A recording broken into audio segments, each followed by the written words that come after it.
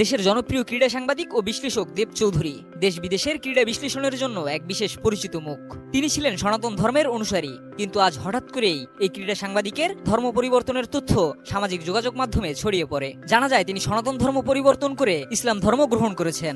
মুহূর্তে এই তথ্য সামাজিক যোগাযোগ মাধ্যমে তোলপাড় সৃষ্টি করে। তাছাড়া যোগাযোগ মাধ্যমে দেব চৌধুরীর শুভাকাঙ্ক্ষীদের তাকে স্বাগতম জানাতেও দেখা যায়। বাংলাদেশের জনপ্রিয় এই ক্রিকেট বিশ্লেষক ৩১ জানুয়ারি শুক্রবার জুমার নামাজের পর রাজধানীর দারুস সালাম শাহী মসজিদে শাহাদা পাঠের মাধ্যমে ইসলাম ধর্ম গ্রহণ করেন। জুমার নামাজে উপস্থিত শত শত মুসল্লিদের মাঝে দেব চৌধুরীর এই সিদ্ধান্ত তার জীবনের নতুন এক অধ্যায়ের সূচনা করেছে। ইসলাম গ্রহণের আগে এক সংক্ষিপ্ত বক্তব্যে দেব চৌধুরী বলেন, আমি সম্পূর্ণ স্বেচ্ছায় আজ ইসলাম গ্রহণ করছি। আমি আরবি পড়তে পারি না, তবে আমার ঘরে কোরআনের বাংলা অনুদিত ৩টি কপি রয়েছে।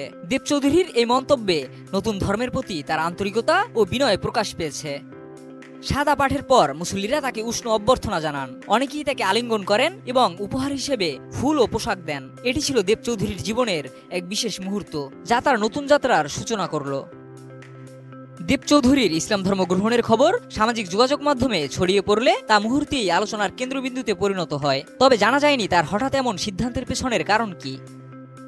দেব চৌধুরীর এই সিদ্ধান্ত বাংলাদেশ ক্রীড়া অঙ্গন ও গণমাধ্যমের জন্য এক ব্যতিক্রমী ঘটনা হিসেবে চিহ্নিত হচ্ছে। ইসলাম গ্রহণের পর তার নতুন নাম কি হবে এবং এই পরিবর্তন তার পেশাগত জীবনে কি প্রভাব ফেলবে তা নিয়েও দেখা দিয়েছে কৌতূহল।